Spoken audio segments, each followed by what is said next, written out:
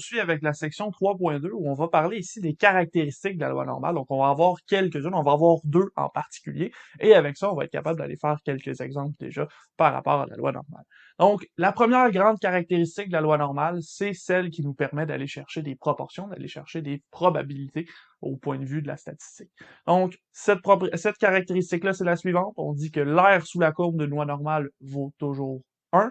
Donc, si on faisait la courbe de la loi normale et qu'on faisait l'intégrale de toutes les valeurs possibles, donc de moins l'infini jusqu'à l'infini de notre expression de la fonction de la loi normale, on trouverait la valeur 1 pour cette expression-ci.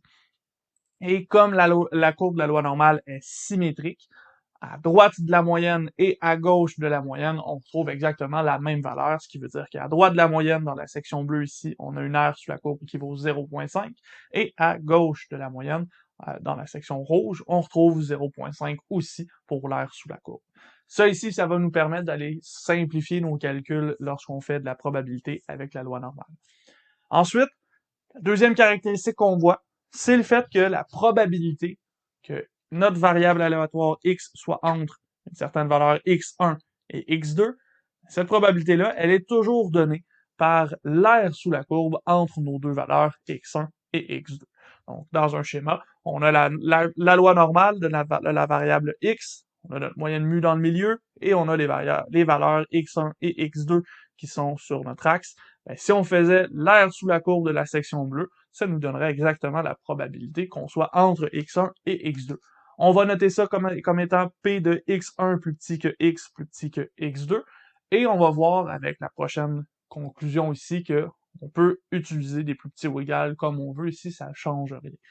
En fait, ce qu'on se dit par la suite, c'est que la probabilité que x soit égal à petit x vaut 0, parce que si vous faites la probabilité, si vous faites l'aire sous la courbe entre x et x aussi, donc en un point fixe, cette aire sous la courbe-là va valoir 0, peu importe la valeur de x. Donc, nécessairement, la probabilité d'être égal à x, ça vaut 0. Donc, une probabilité ponctuelle avec la loi normale, ça vaut toujours 0. Mais une probabilité dans un intervalle, ça va valoir quelque chose de par la définition de notre probabilité dans celle-ci. Ce que ça veut dire, c'est que notamment, notre probabilité ici de x1 plus petit que x plus petit que x2 pourrait s'écrire x1 plus petit que x plus petit que x2, plus petit ou égal, je recommence, x1 plus petit ou égal à x plus petit que x2, on pourrait avoir x1 plus petit ou égal à x plus petit ou égal à x2, et on pourrait avoir x1 plus petit que x plus petit ou égal à x2. Donc, le signe de plus petit ou égal peut être utilisé comme on veut ici, il n'y a pas de changement. Ça reste toujours la même chose parce qu'une ponctualité, la probabilité ponctuelle vaut 0, donc elle n'a pas d'influence sur le résultat qu'on obtient dans notre intervalle. On se donne quelques exemples avec ça ici. On y va très basique là, pour l'instant. On n'ira pas avec des chiffres précis pour la probabilité, mais on va être capable d'aller chercher quelques affaires.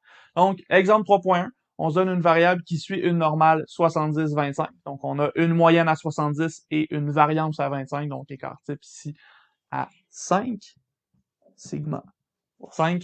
Et à ce moment-ci, on essaie de représenter la probabilité que x soit plus grand que 70, probabilité que x soit plus petit que 60, et probabilité que x soit plus grand que 60.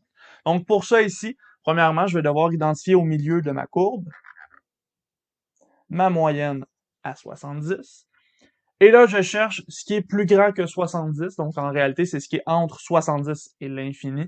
Donc ce sera l'aire sous la courbe à partir de x égale 70 sur l'axe des abscisses. Si j'allais plutôt chercher x plus petit que 60, mais encore une fois, je vais aller chercher ma moyenne à 70. Ma valeur 60 est un peu avant 70, donc je vais aller un petit peu avant 70. Et ici, je cherche à être plus petit que 70, donc je cherche à être entre moins l'infini, plus petit que 60, donc entre moins l'infini et 60 à ce moment-là. Je vais aller chercher l'aire sous la courbe qui correspond à la zone assurée ici. Encore une fois, c'est l'axe, c'est la variable x qui est sur l'axe des abscisses. Finalement, probabilité que x soit plus grand que 60, encore une fois, j'ai besoin de ma moyenne dans le milieu. Je vais avoir besoin de la valeur 60 sur l'axe des abscisses. Et ce que je veux, c'est être plus grand.